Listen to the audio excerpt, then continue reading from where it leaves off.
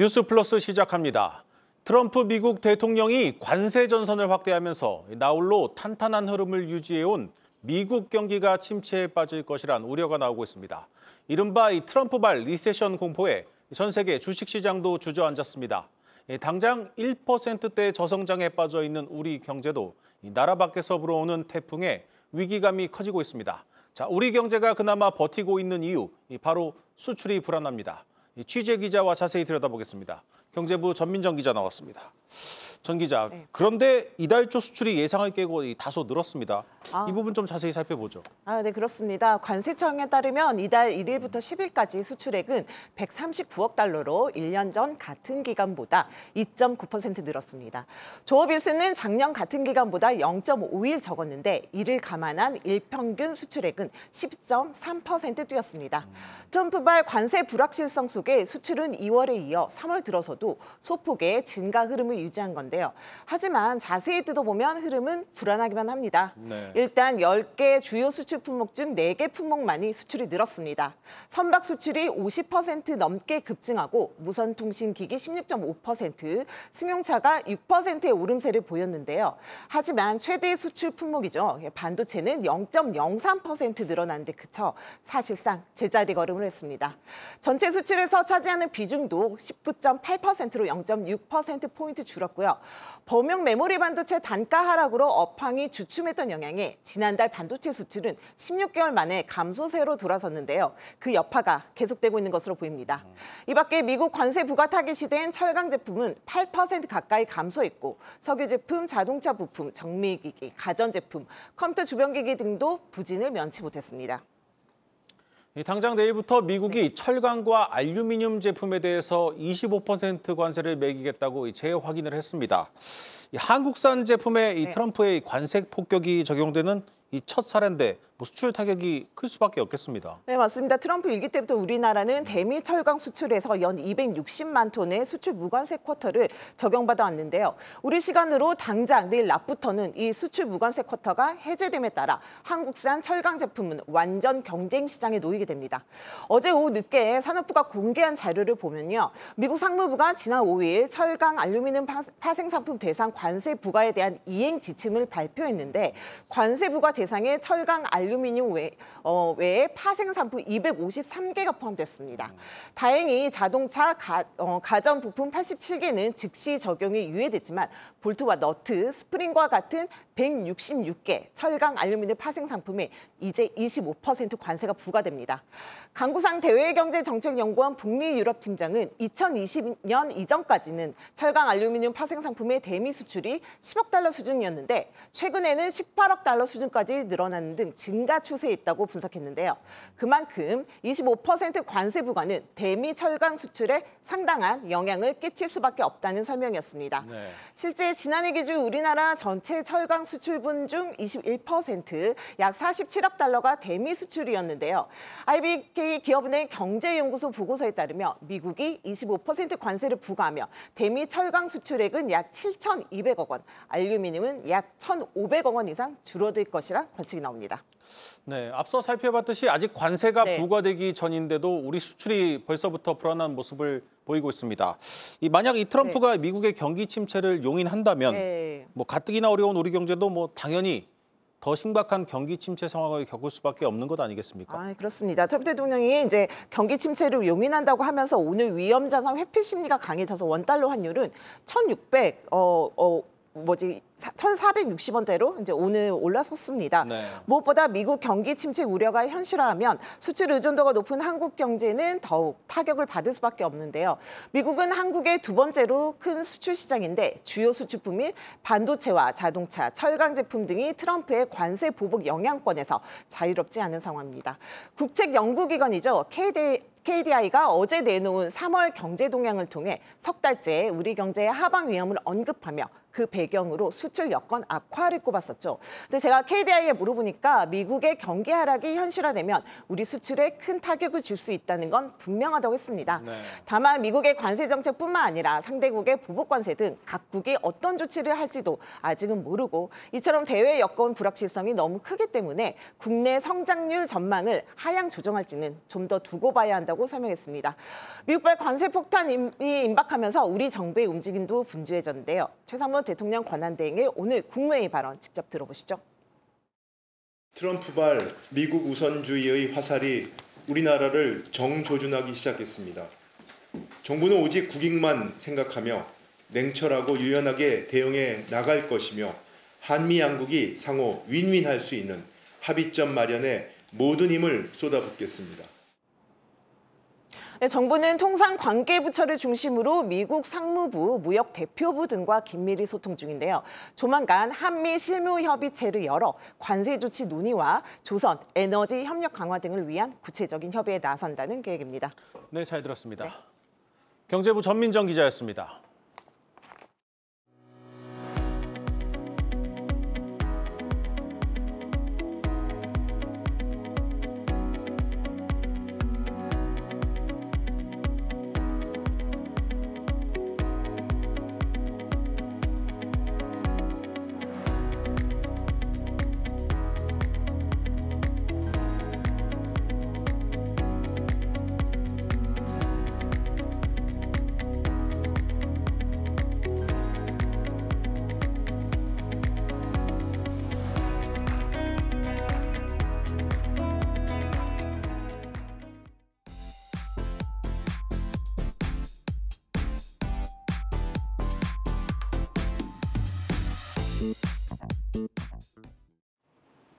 오늘 증시 짚어보는 마켓톡톡 시간입니다.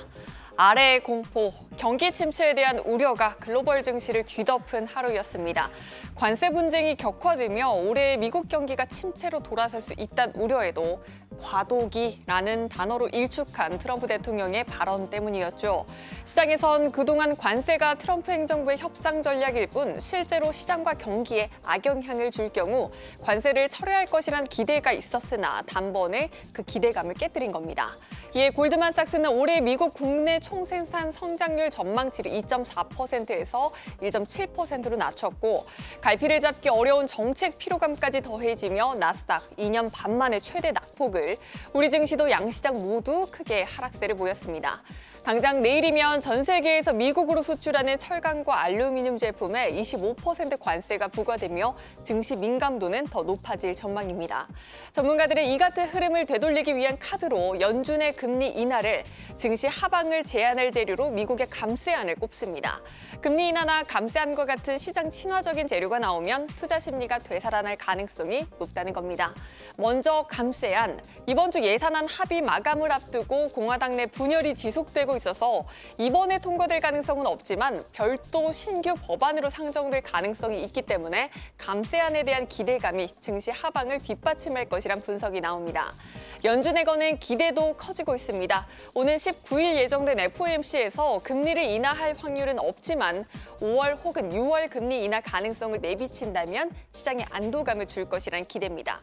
실제로 시장 전망도 급격하게 바뀌고 있습니다. 연준의 행보를 짐작해 볼 수 있는 물가지표 발표, 내일부터 연이어 있죠. 주요 지표 결과에 따라 연준의 방향성이 결정될 것으로 예상되는 만큼 꼭 체크를 하셔야겠고요. 증권가에선 당분간은 위험 관리를 해나가며 금리 인하 수혜가 예상되거나 필수 소비재, 또 고배당 종목 등 경기 방어력이 높은 업종으로 대응해야 한다고 입을 모으고 있다는 점 참고하시기 바라겠습니다. 지금까지 마켓톡톡이었습니다.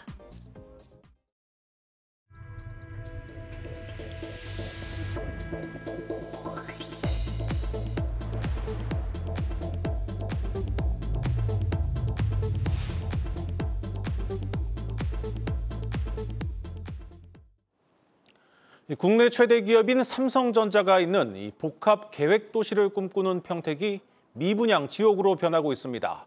이 삼성의 반도체 투자가 줄어들자 불과 1년 새 미분양 아파트가 18배나 늘어났습니다. 신재근 기자가 그 현장을 다녀왔습니다.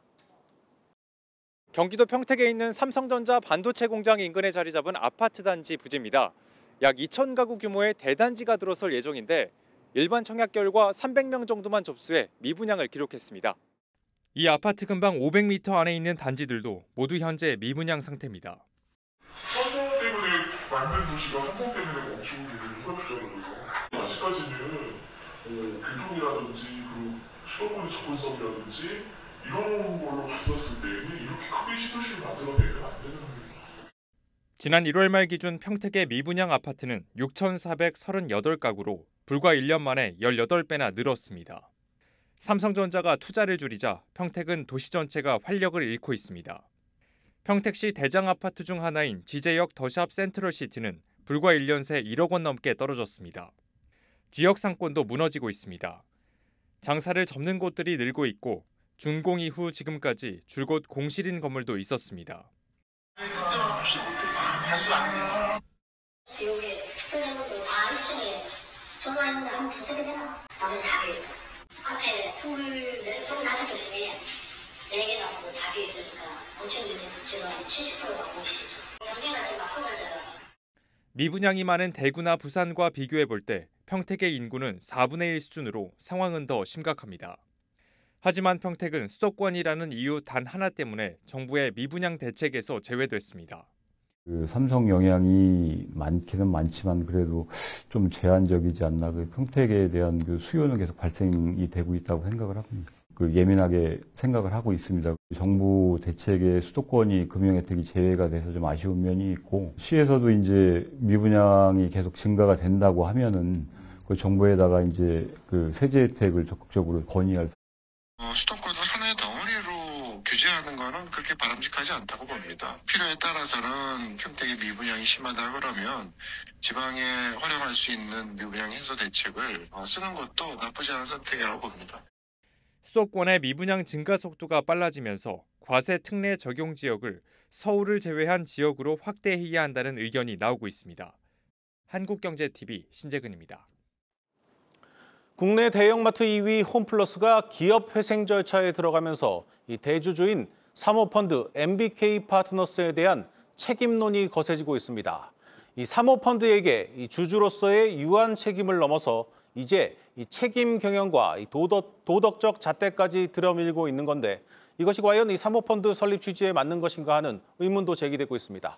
이 증권부 김원규 기자 나왔습니다. 자, 김 기자. 일단 국내에 이 사모펀드가 도입된 지 벌써 20년이 지났는데 그동안 규모가 얼마나 늘어난 겁니까? 일단 20년대로 이제 좀 흘러가 봐야 할 텐데요. 이제 국내에 첫 도입됐던 해가 2004년 12월이었습니다.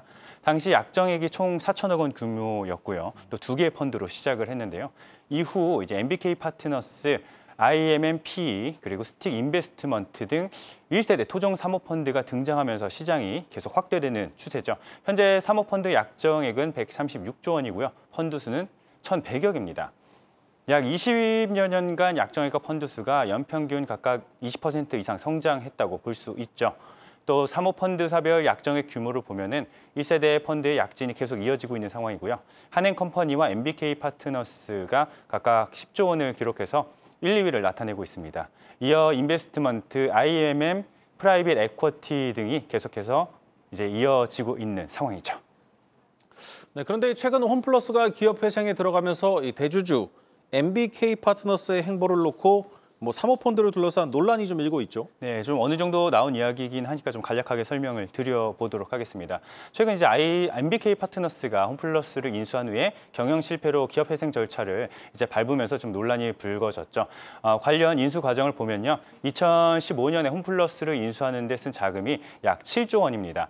이 중 홈플러스의 부동산을 담보로 2조 7천억 원을 조달했죠. 문제는 인수 과정에서 해당 기업의 인수 부담을 떠넘기고 재무 상태가 악화되는 것을 소위 나몰라라 했다는 점이죠. 결국 경영 실패로 기업 회생 절차를 신청했는데 이 같은 행보는 사실상의 전략적 투자자와 유사하고 단기 수익을 추구하는 약탈적 행태라는 겁니다. 그렇다고 이게 이제 법적으로 문제가 되는 건 아닌 것 같은데 그래도 규제에 대한 목소리가 최근 들어서 나오고 있죠. 맞습니다. 우선 시장에 알려져 있는 이 사모펀드의 순기능을 살펴봐야 할 것 같은데요. 본래의 속성을 보면은 적정한 가격에 기업을 인수하고 구조조정과 신사업 확장 등을 통해서 기업에 효율적으로 좀 운영을 하죠. 사모펀드가요. 이 과정에서 재무제표가 개선되는 등 기업 가치가 높아지면 새 인수자에게 넘겨주는 방식이 대체적이었습니다. 그러나 홈플러스 사태를 계기로 규제론이 부상하고 있죠. 또 고수익 추구에서 비롯한 단기 투자로 인한 부작용을 견제한다는 면목에서입니다. 금융당국도 이번 홈플러스 사태와 관련해서 제도 개선 가능성을 시사하고 있습니다. 최근 이복현 금융감독원장은 금융자본의 산업자본 지배와 관련해서 여러 장점과 부작용이 있어서 연구 용역에 발주했고 이를 기초로 금융위원회와 점검하겠다고 밝혔습니다. 용역 결과는 상반기 중 나올 예정인데요. 현재 금융투자업계에선 기업 인수 후 보유기간을 설정하거나 차입 경영에 대해서 손질해야 한다는 의견이 나오고 있습니다. 자, 그런데 좀 MBK도 결국에는 이제 홈플러스를 키워서 비싸게 이제 팔려다 실패를 한 건데, 뭐 실패한 엠베인에서 철수한다고 해서 이제 규제를 한다. 이게 더 큰 부작용을 낳는 건 아닌지 모르겠습니다. 일단 전문가들은 사모펀드 자금 운용과 관련해서 어느 정도 좀 자율성을 보장해야 한다는 입장이 대체적이었습니다. 네. 기업 인수에 따른 수익과 함께서 리스크 또한 감소하는 것도 사모펀드가 짊어져야 할 책임이기 때문이죠. 게다가 섣부른 규제는 장기 투자가 필요한 기간 산업이나 첨단 기술 분야에서는 기업 경쟁력이 약화될 수 있고요. 크게는 자본시장 위축을 또 불러올 수 있잖아요. 네. 또 이제 이와 관련해서 황세훈 자본시장 연구위원은 사모펀드로 인해서 국내 기업 지배구조 개선과 코리아 디스카운트 해소 효과를 기대할 수 있고 가장 합리적인 방향은 현 체계를 유지하는 것이라고 강조합니다. 이번 홈플러스 사태를 사모펀드 전체가 아닌 개별 사안으로 봐야 한다는 설명입니다. 네, 잘 들었습니다. 네, 증권부 김원규 기자였습니다.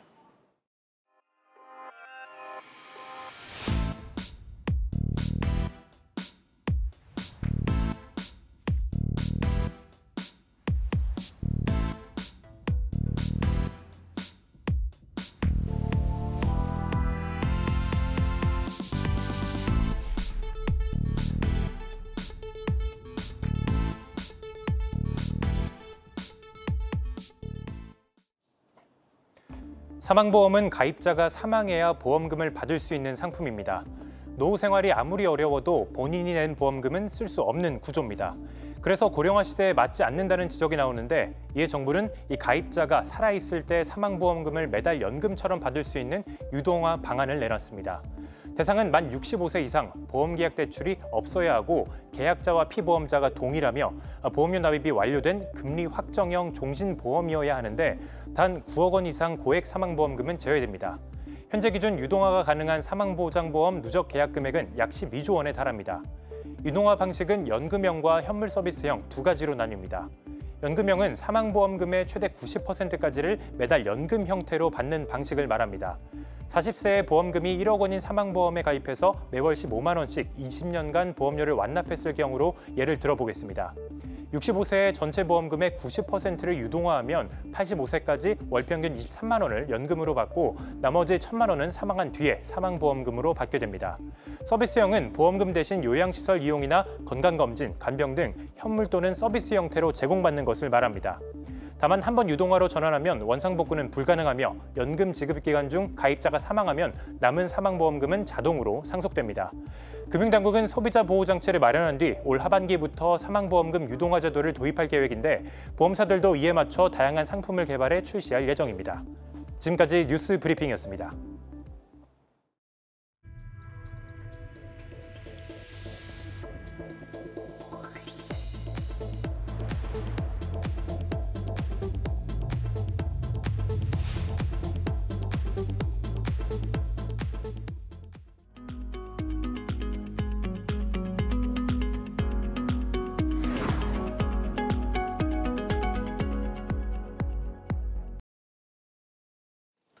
요즘 학부모들 사이에서 일명 키 크는 주사라고 불리는 이 성장 호르몬제가 열풍입니다.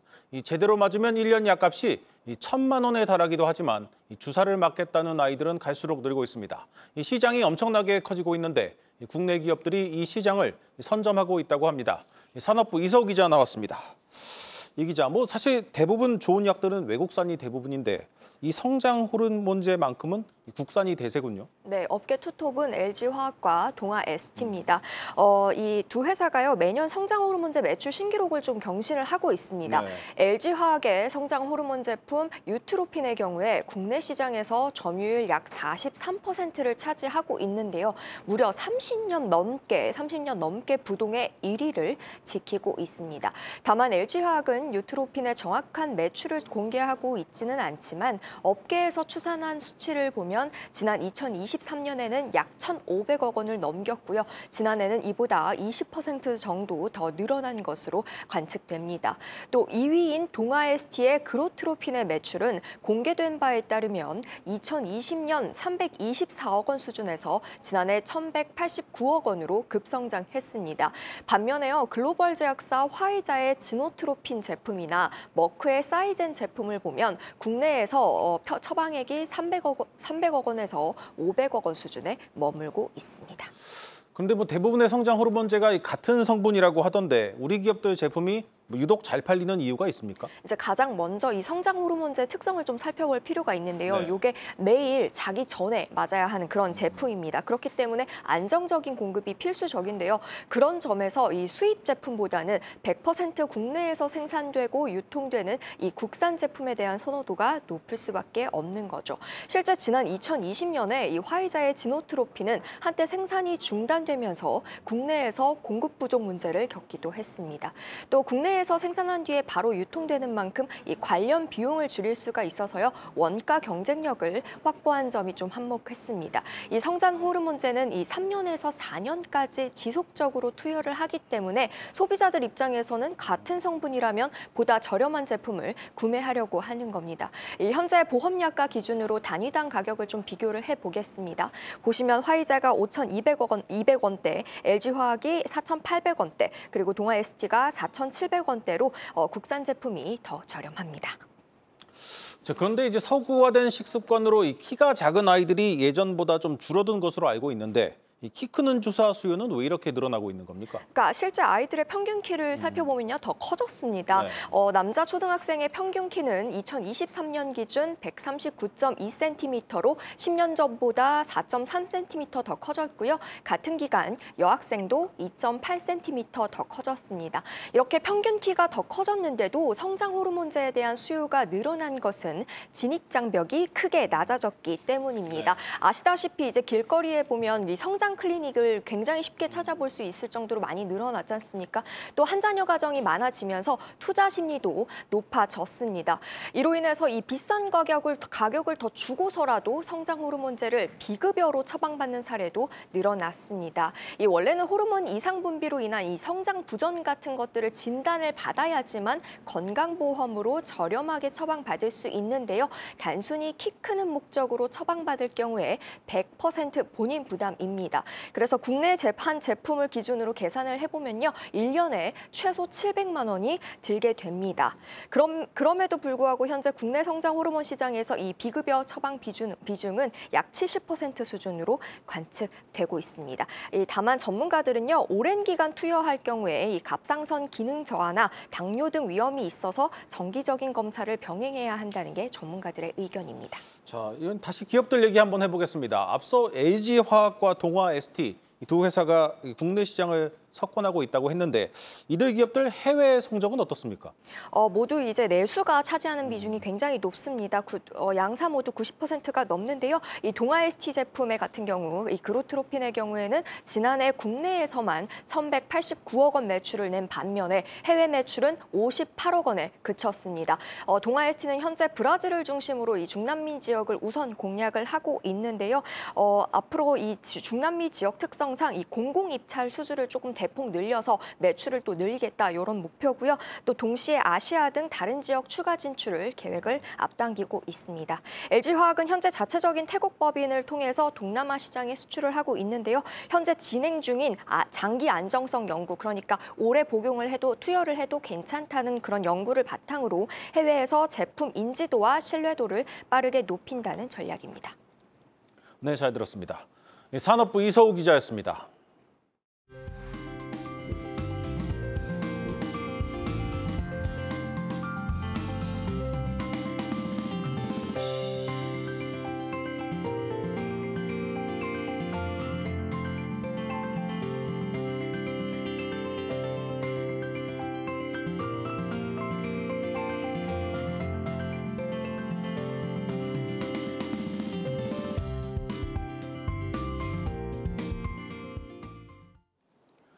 오늘 준비한 뉴스 플러스는 여기까지입니다. 함께해 주신 여러분 고맙습니다.